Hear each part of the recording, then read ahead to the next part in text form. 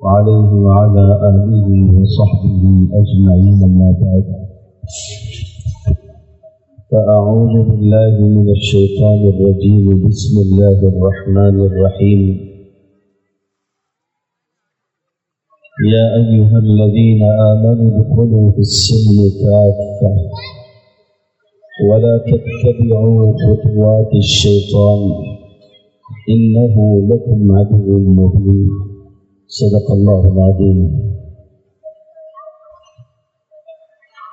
آج کی اس مجلس کے صدر گرامی قدر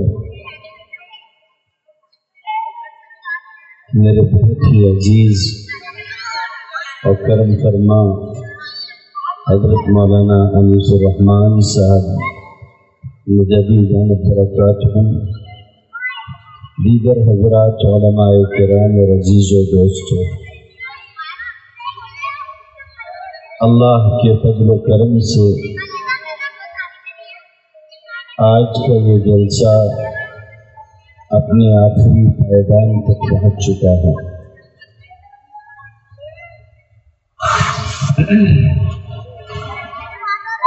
بظاہر موسم ناسازگار تھا،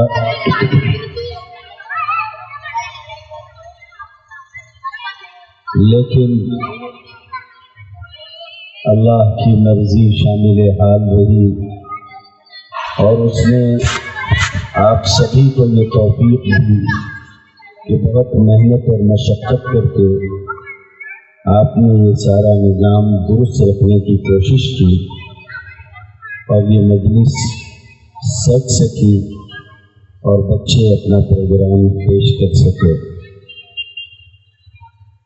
ہم جن حالات سے گزر رہے ہیں وہ حالات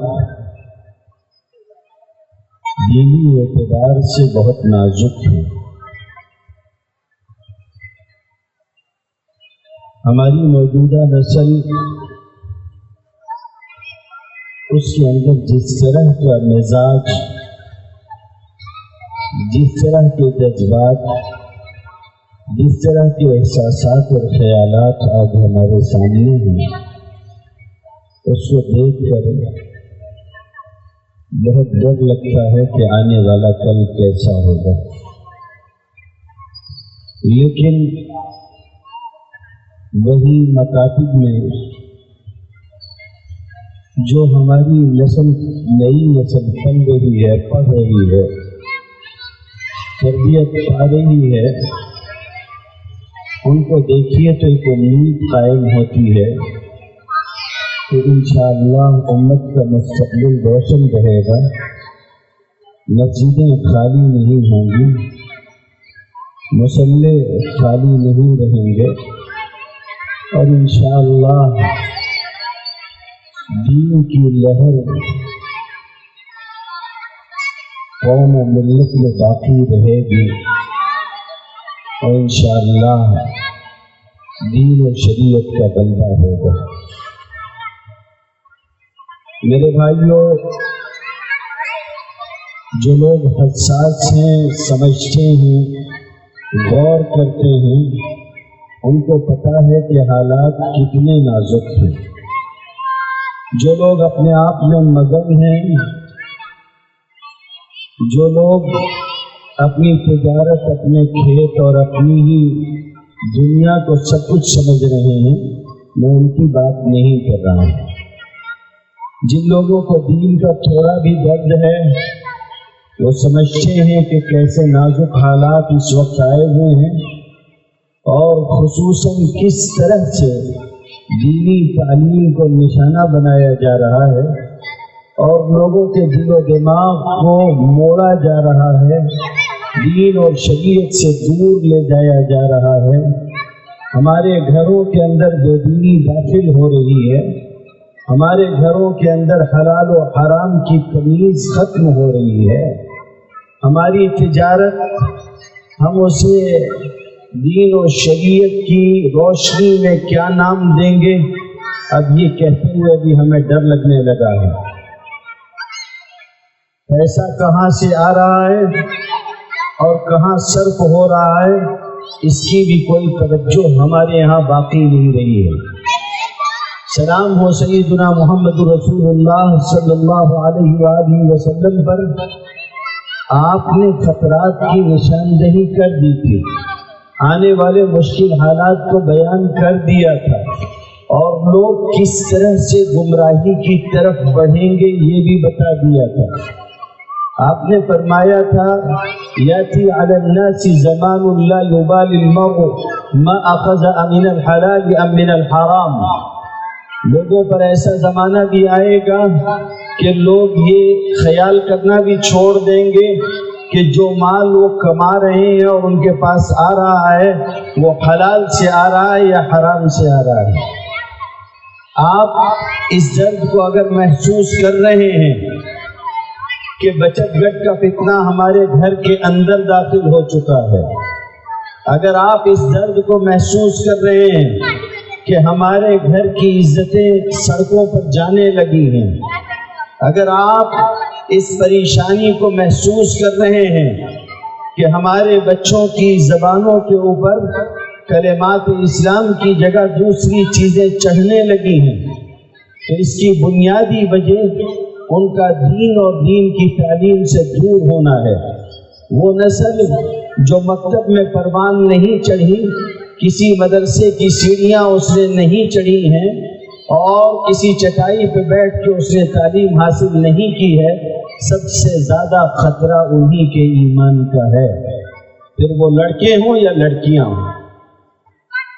آج ابھی مکتب کے بچے اور بچیوں نے جو ہمارے سامنے نمونہ پیش کیا ہے، میں آپ میں سے بہت سارے لوگوں کے بارے میں یہ کہہ سکتا ہوں کہ جو ان چھوٹے چھوٹے بچوں اور بچیوں نے پڑھ کر سنایا، دین و شریعت کی جو باتیں پیش کی ہیں، شاید آپ میں سے بہت سارے لوگ وہ ہوں گے جو نہیں جانتے ہوں گے، جو جوان ہیں یا نوجوان ہیں۔ اور یہ بات ہم لوگ یوں ہی نہیں کہتے ہیں، سماج دیکھ رہے ہیں، معاشرہ دیکھ رہے ہیں، ملک دیکھ رہے ہیں، حالات کو سمجھ رہے ہیں، اس کے بعد یہ بات کہتے ہیں۔ کون بنے گا کروڑ پتی میں اندور کا ایک مسلمان نوجوان، وہ آیا اور اس نے جوابات دیے، اور ایک کے بعد ایک کامیابیاں اس نے حاصل کی، اور آخری مرحلے میں جس سوال پر جا کر وہ ہارا، ایک مسلمان نوجوان، اس سے سوال پوچھا گیا تھا کہ آپ کے سامنے 4 نام ہیں، ان 4 ناموں میں سے آپ بتائیے کہ کون ہے جو نبی نہیں ہے۔ 4 ناموں میں 3 انبیاء کے نام تھے، ایک نام جبرائیل علیہ السلام کا تھا جو فرشتہ ہیں، وہ اپنے سارے آپشن استعمال کرنے کے باوجود صحیح جواب نہیں دے سکا۔ سارے جہاں کا جائزہ اپنے جہاں سے بے خبر ہے، دنیا بھر کی معلومات ہمارے نوجوانوں کے پاس ہیں، لیکن وہ اپنے رب کے سامنے کھڑے ہو کر کیا کہیں گے، کیا پڑھیں گے، نماز کس طرح انجام دی جائے گی، نماز فرض ہو تو کیسے پڑھی جائے گی، اگر نماز واجب ہو تو کس طرح پڑھی جائے گی، نماز نفل ہو تو کس طرح پڑھی جائے گی، اور دین و شریعت صرف اسی پر نہیں ہے، اور بھی بہت ساری چیزیں ہیں، لیکن ہمارا نوجوان بہت ساری چیزوں کو نہیں جانتا۔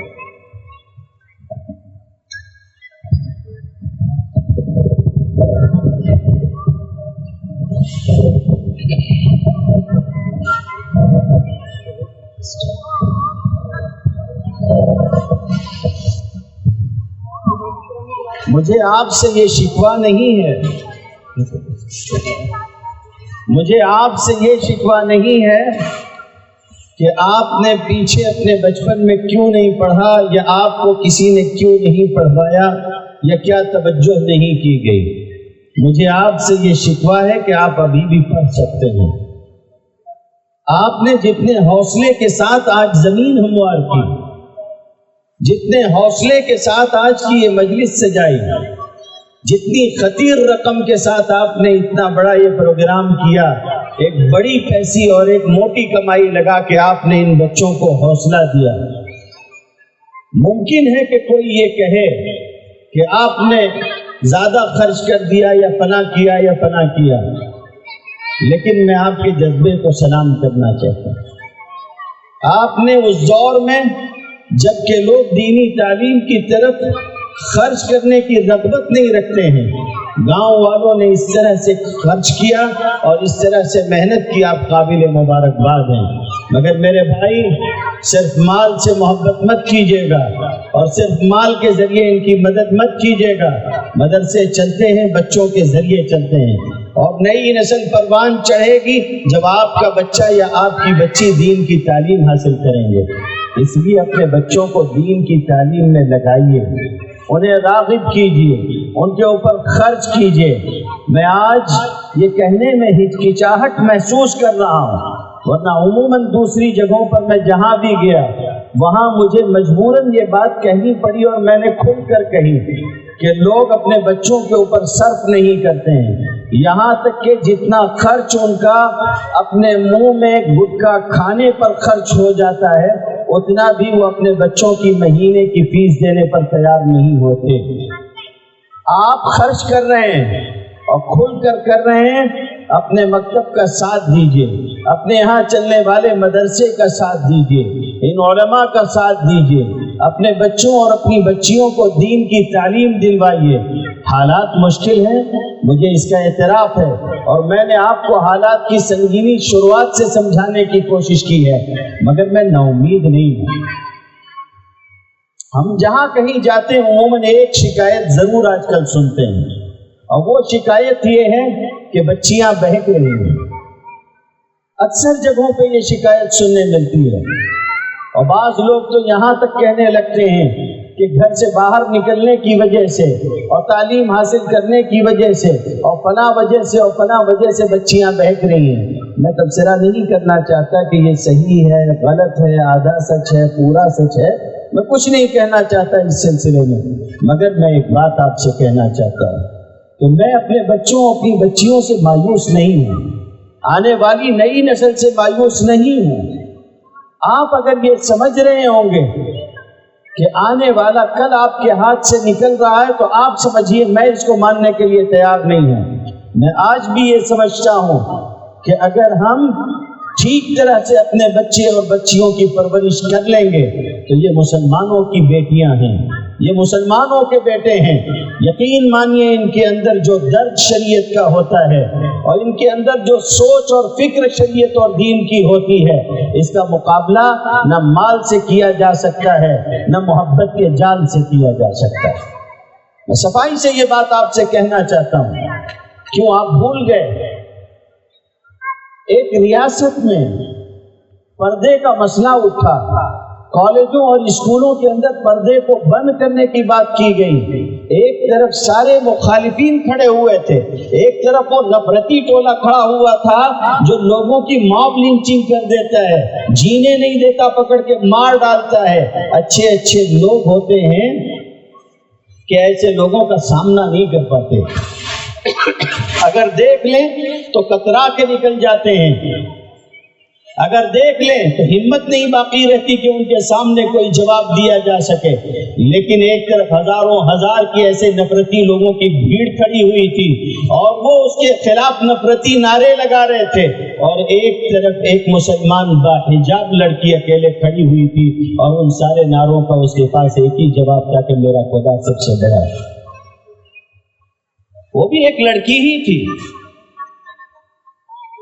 اس کی تربیت میں کہیں نہ کہیں دین و شریعت داخل تھی، نہ اس نے اپنا نقاب اتارنا پسند کیا، نہ حجاب اتارنا پسند کیا، اور نہ ہی وہ ڈگمگائی اور ڈٹی رہی اپنی جگہ پر۔ ہمارے یہاں کی ہر بیٹی اس طرح سے ہو سکتی ہے، شرط یہ ہے کہ شروعات سے، بچپن سے، ابتدا سے آپ اس کے دل و دماغ میں یہ بات ڈالیں کہ آپ کے لیے سب سے بڑا اگر کوئی ہے تو اللہ ہے، اس کا دین ہے، اس کے سوا اور کوئی چیز نہیں ہے۔ یہ تعلیم یہیں سے شروع ہوتی ہے، اسی مکتب سے شروع ہوتی ہے، اور مجھے ہمیشہ یہ بات یاد رہتی ہے حضرت مولانا سید محمد ولی رحمانی صاحب رحمۃ اللہ علیہ کی، بہت پیارا جملہ فرمایا کرتے تھے، کہتے تھے کہ ان مکاتب اور مدارس کی اہمیت مسلمانوں تمہیں پتہ ہو نہ پتہ ہو، تمہارے دشمن کو ضرور معلوم ہے، اس لیے وہ یہ چاہتے ہیں کہ کسی طریقے سے یہ مدارس اور یہ مکاتب کمزور ہو جائیں۔ یہ میری اور آپ کی ذمہ داری ہے کہ پورے حوصلے کے ساتھ ہم آگے بڑھیں، بس ہمت کبھی مت ہونا اور حوصلہ کبھی مت ہارنا۔ یہ زمین اللہ کی بنائی ہوئی ہے، آسمان اللہ نے بلند کیا ہے اور ساری کائنات اس کے قبضے قدرت میں ہے۔ خدا کی خدائی کا سچا تصور اپنے دماغ میں رکھو لوگو، دنیا کی ساری چیزیں تمہاری نظر میں حقیر ہو جائیں گی۔ گھبراؤ مت دنیا کی چیزوں سے۔ مخالف ماحول اور حالات کا تذکرہ علماء اگر تمہارے سامنے کرتے ہیں تو اس کا یہ مطلب نہیں ہے کہ تم ڈر جاؤ، بس ہمت ہو جاؤ، حوصلہ چھوڑ دو، ہرگز نہیں۔ تمہیں اس لیے بتاتے ہیں کہ حالات کتنے ہی نازک کیوں نہ ہو جائیں، تم نے کلمہ پڑھا ہے اللہ کا اور اللہ کے رسول کا۔ حالات تو آ کے رہیں گے، مشکلات تو آ کے رہیں گی، مصیبتیں ہمارا سامنا کرتی رہیں گی۔ نبی کریم صلی اللہ علیہ وآلہ وسلم احد کی جنگ میں شریک ہوئے، احد کے غزوے میں آپ صلی اللہ علیہ وسلم نے کچھ احکامات دیے تھے جن کی پاسداری اس طرح سے لوگوں سے نہیں ہو سکی جیسے ہونی چاہیے تھی۔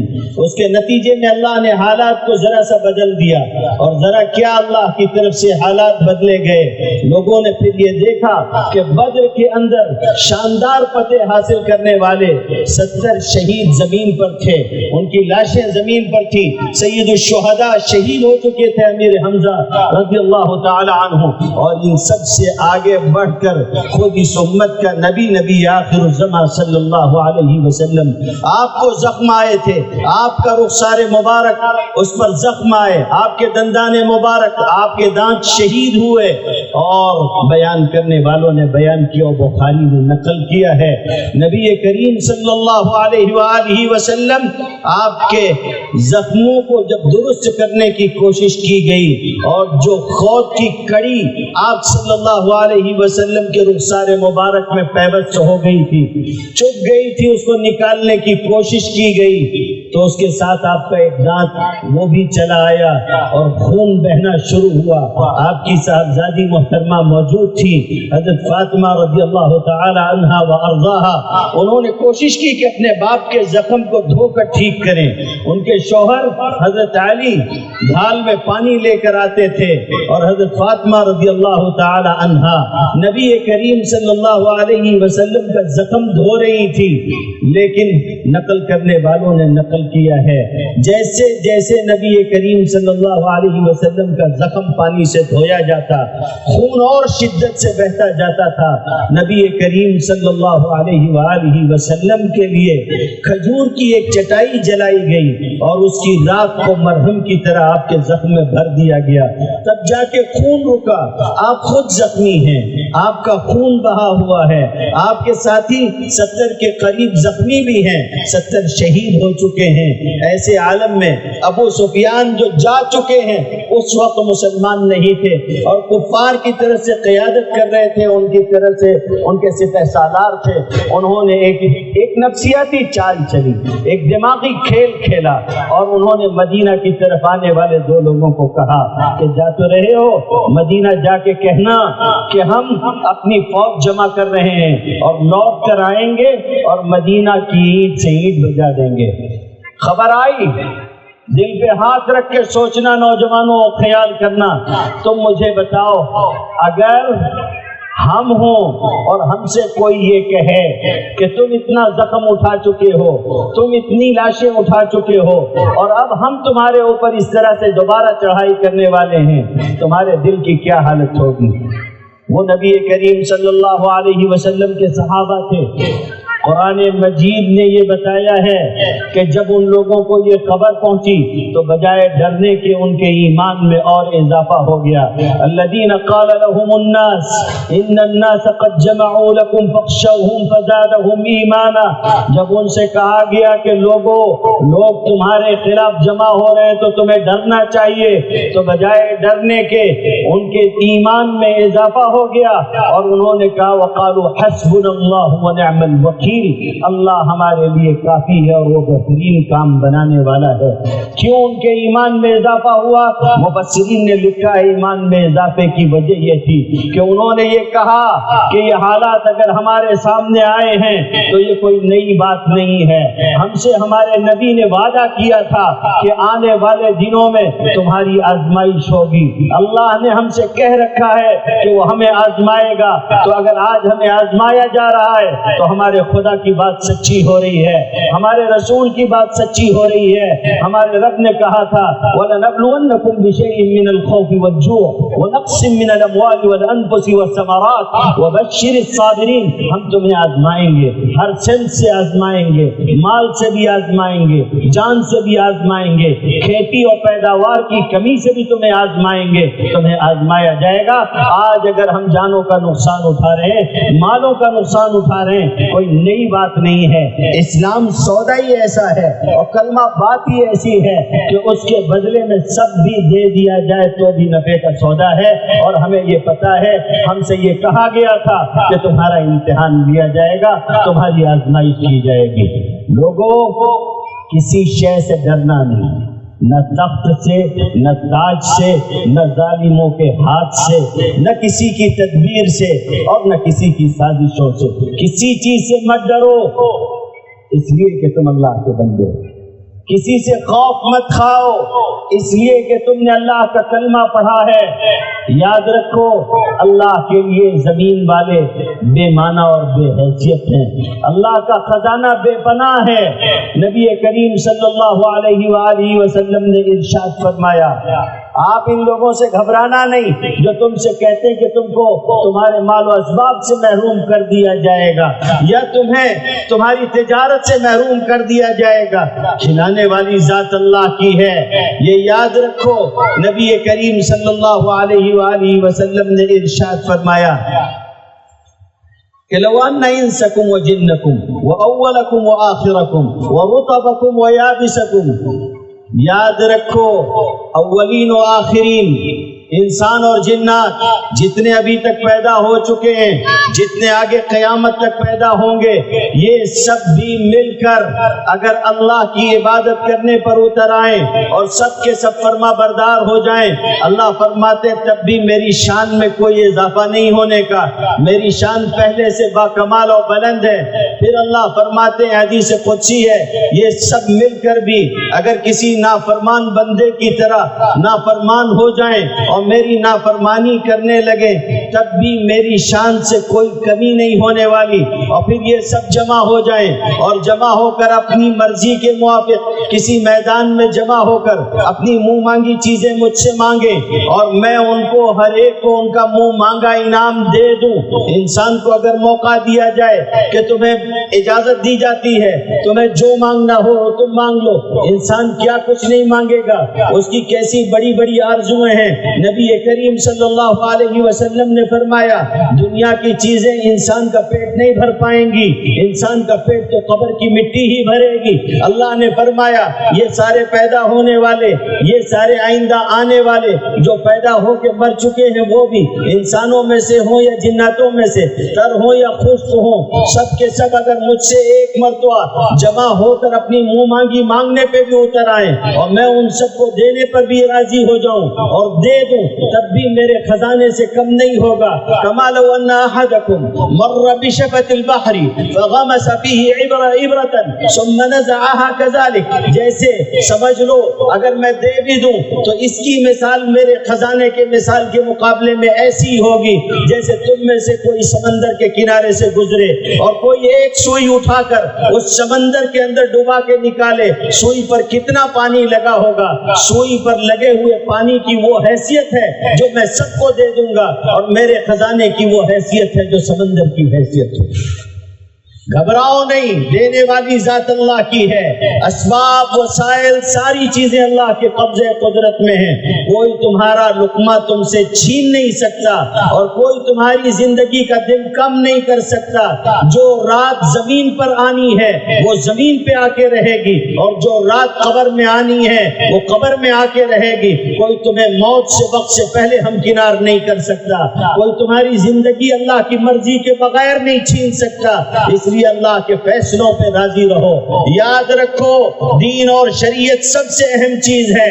کوئی اگر تمہیں کہیں پھیر لے اور کہے کہ فلاں بات کہو اور فلاں بات کہو فلاں چیز کہو، یاد رکھنا نبی کریم صلی اللہ علیہ وسلم نے اپنے ایک صحابی کو سمجھاتے ہوئے کہا تھا کہ کلمہ اسلام کے بعد یاد رکھو اگر لوگ تمہیں اس کلمے سے پھیرنا چاہیں تو تم ہرگز دوسرا کوئی کلمہ قبول نہیں کرنا. وَإِن قُتِلْتَ أَوْ حُرِّقْتَ، چاہے تجھے ٹکڑے ٹکڑے کر دیا جائے چاہے تجھے زندہ جلا دیا جائے. آپ یہ خیر اپنے گھر میں بھی لے جائیے، بتائیے اپنے گھر میں بھی، یہ اطلاع ان کو بھی پہنچائیے اور ان کے دل و دماغ میں بھی ڈالیے. یہ جو نعمت اللہ نے بچوں کی آپ کو دی ہے، آپ کے ارد گرد یہ جو آپ کی اولاد ہے، اللہ کل اس کے بارے میں آپ سے سوال کرے گا.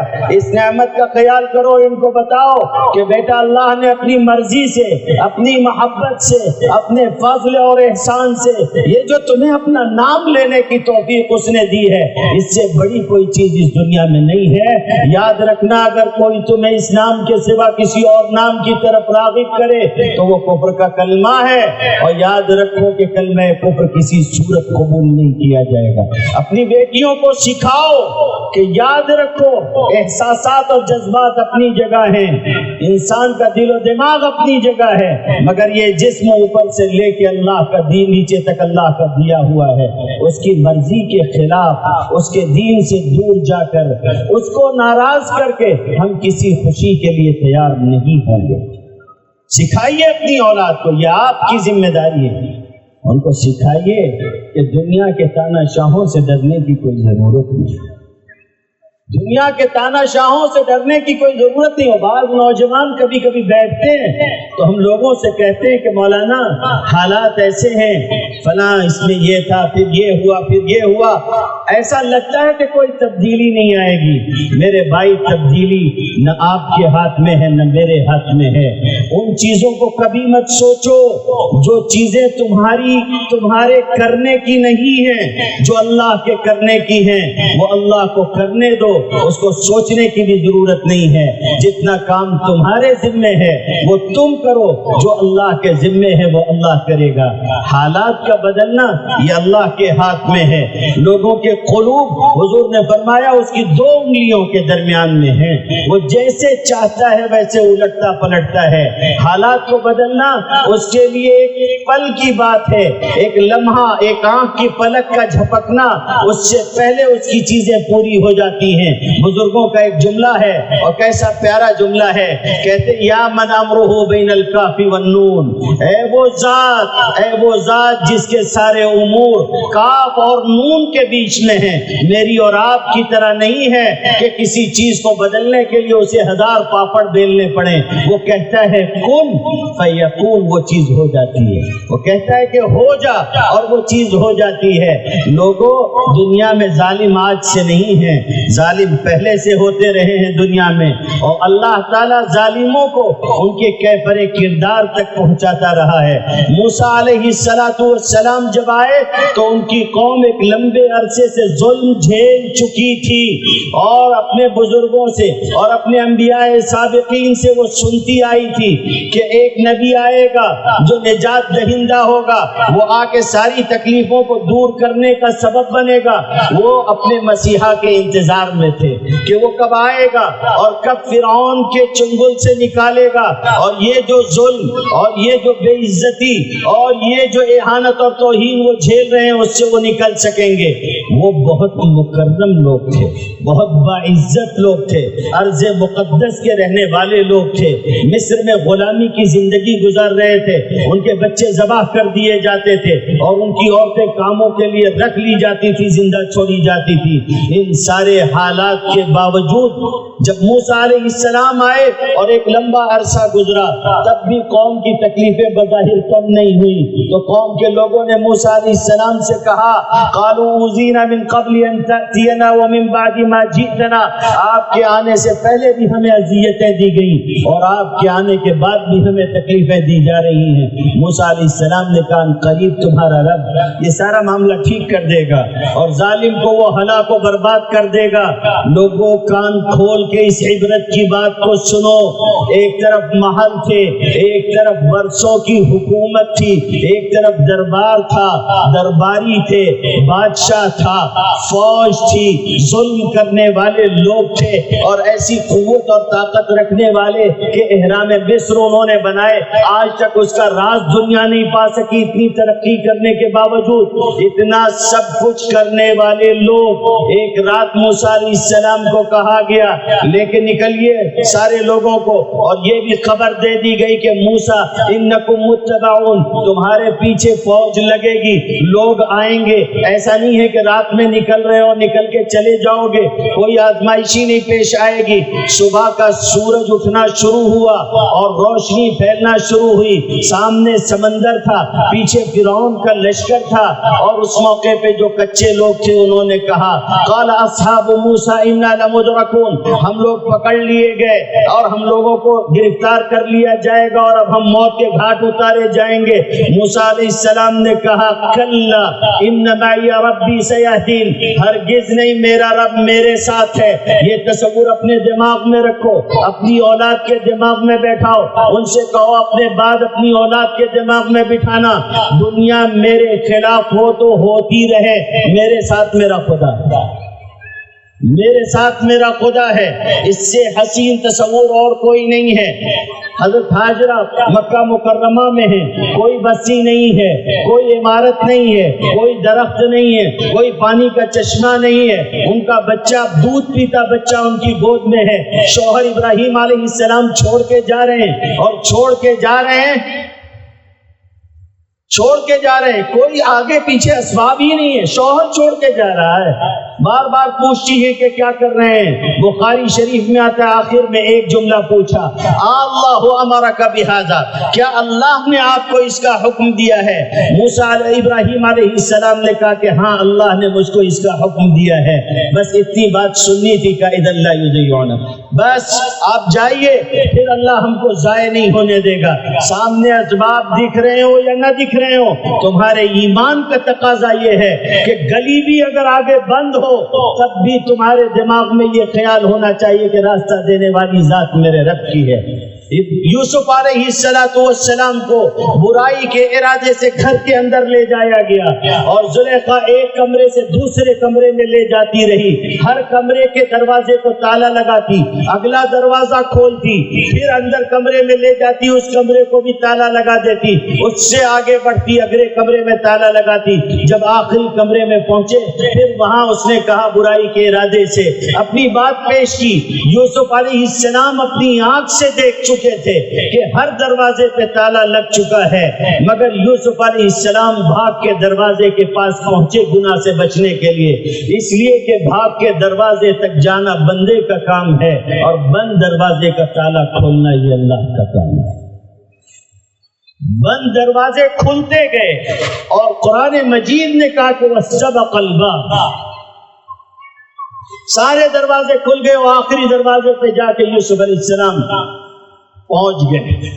بند دروازوں کو کھولنا یہ میرے رب کا کام ہے. میرے بھائی یہ یاد رکھو, یہ اپنی اولاد کو سمجھاؤ اور اچھی طرح سے سمجھا دو.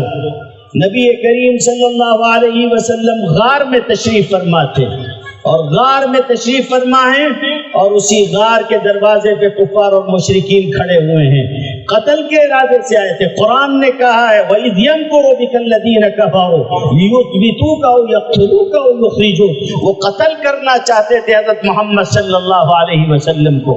حضرت ابو بکر صدیق نے کہا یہ لوگ غار کا دہان آگے سے جھکا ہوا تھا, اس کا منہ جھکا ہوا تھا. کہا ان کے پیر دکھ رہے ہیں اللہ کے رسول, اگر وہ جھک کر دیکھیں گے تو ہم کو پالیں گے. آپ نے فرمایا یا ابا بکر ما ظنک باثنین, ابو بکر ہم دونوں کے بارے میں تمہارا کیا خیال ہے؟ اللہ ثالثہما, جن کے ساتھ تیسرا ان کا اللہ ہے. لا تحزن ان اللہ معنا, گھبرائیے مت, رنجیدہ مت ہوئیے, اللہ ہمارے ساتھ. موسیٰ علیہ السلام جب جا رہے تھے اور ان سے کہا گیا کہ جائیے, موسیٰ علیہ السلام نے کہا فرعون ظلماً مجھے قتل کر دے گا, ایک واقعہ ہو گیا تھا اس کی وجہ سے وہ مجھے قتل کر دے گا. وَلَهُمْ عَلَيَّ ذَنْبٌ فَأَخَافُ أَن يَقْتُلُونِ, اللہ تعالیٰ نے جو جملہ کہا موسیٰ علیہ السلام سے ہمیشہ دماغ میں رکھیے گا، ظالم ظلم کر رہا ہے، اللہ دیکھ رہا ہے، آپ فرمانبرداری اختیار کیجئے، اطاعت کیجئے، اللہ کی مرضیات پر چلیے، دیکھنے والا دیکھ رہا ہے، وہ خود ساری چیزیں ٹھیک کر دے گا۔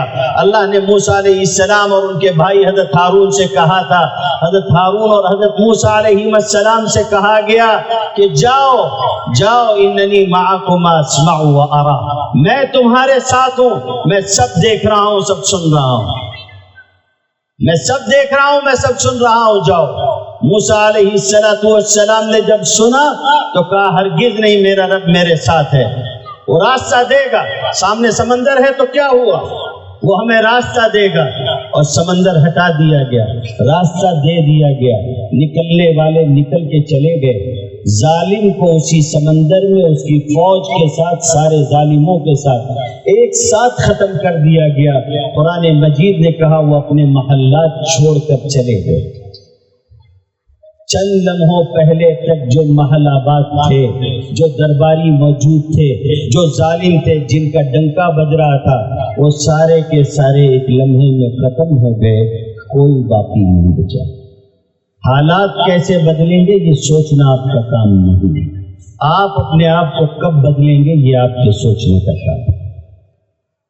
آپ کب بدل رہے ہیں یہ طے کیجئے، اور جب آپ یہ طے کر لیں گے کہ آپ بدل رہے ہیں، یقین مانیے غیر معمولی اسباب پیدا کر دینا، انہونی کو ہونا کر دینا، یہ اللہ کا کام ہے۔ آخری بات، دو باتیں مجھے آپ سے عرض کرنی ہے۔ انہونی کیسے ہونے میں بدلتی ہے؟ نوح علیہ السلام کو جب ایک حد پار کر لی لوگوں نے اور 950 سال کی تبلیغ کے نتیجے میں کچھ حاصل نہیں ہوا اور لوگوں نے اپنے آپ کو نہیں بدلا، نبی نے پوری محنت کر لی، لوگوں کو کچھ حاصل نہیں ہوا، تو اس کے بعد یہ ہوا کہ بس کیجئے، آپ نے حد کر دی ہے، اب ان کے اوپر عذاب آتے رہے گا۔ آپ نے اپنا کام کر لیا، کشتی بنائی ہے۔ وہ لوگ جن کا ہلاک ہونا طے تھا، وہ نوح علیہ السلام کا مذاق اڑانے لگے، کشتی تیری چھوٹی نہیں ہے کہ تو کاندھے پہ رکھ کے لے جا کے اس کو دریا میں اتار دے گا۔